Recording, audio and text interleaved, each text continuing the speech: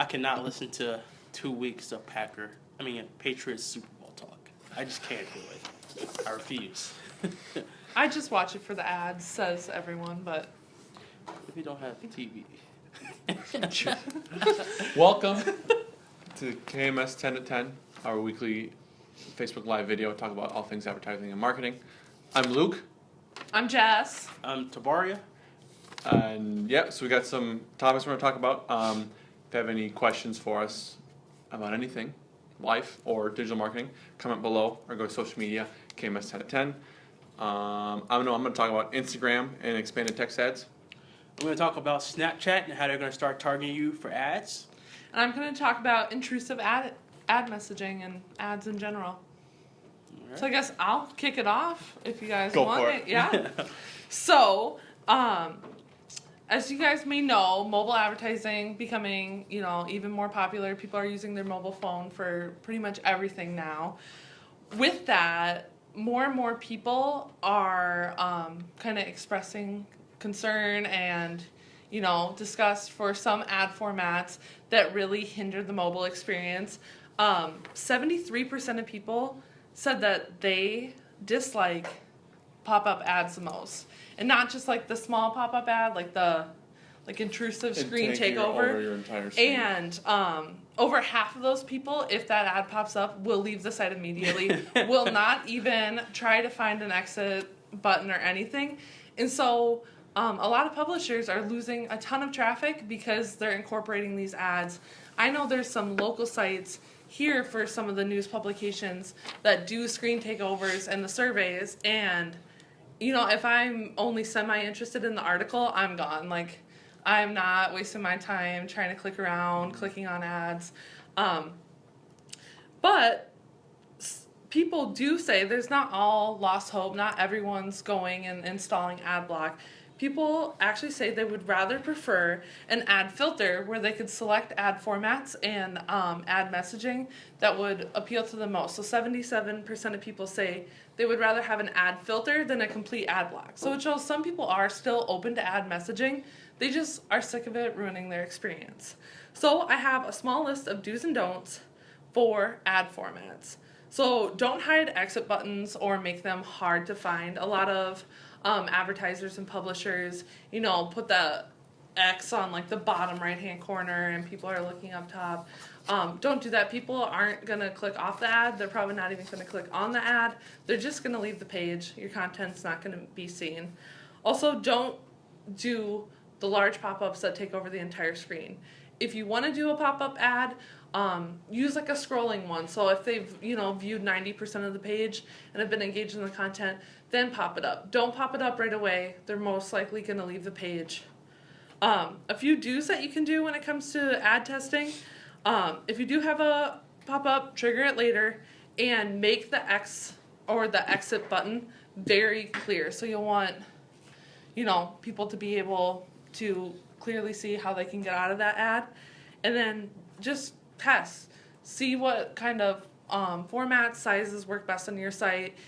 Test the landing page with the pop-up form versus the same landing page with no pop-up form. If you see a lot of people are leaving or not staying very long on that pop-up page, you might want to reconsider what types of ads you have on your website.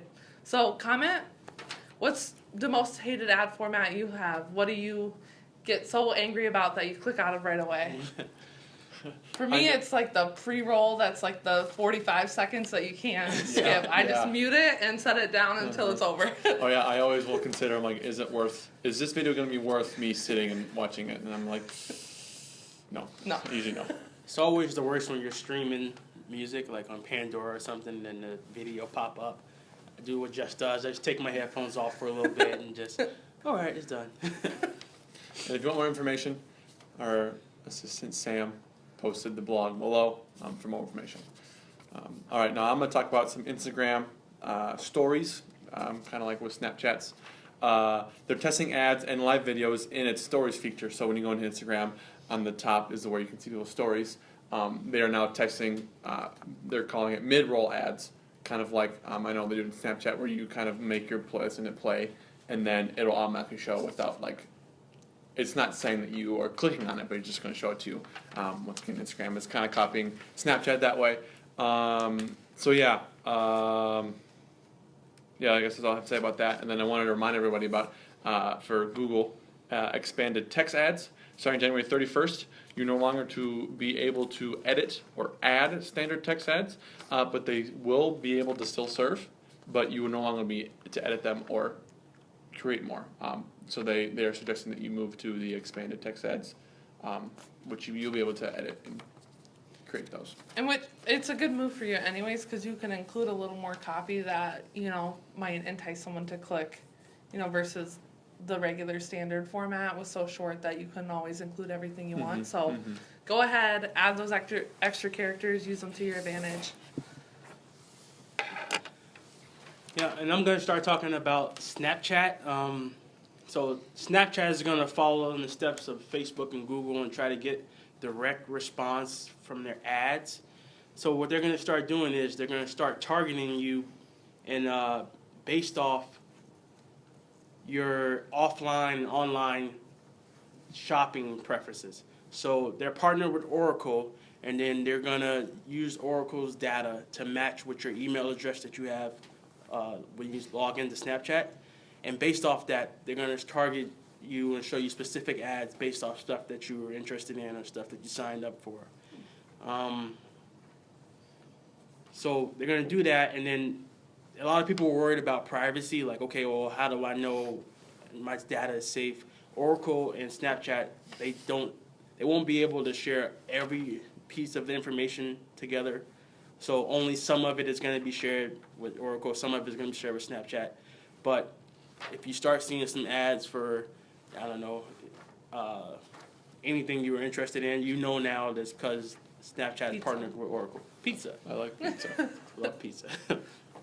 But Snapchat ads are going to start rolling out to the public sometime this year. So we'll be able to access that soon. Yeah, I feel like as of late, most of the Snapchat ads have been this pretty generic. I mean, not generic, but like more for branding purposes, not actually driving conversions or sales, that kind of thing. So yeah, I know I get a lot of Snapchat ads for their geo filters. So they want people to start using that a lot more.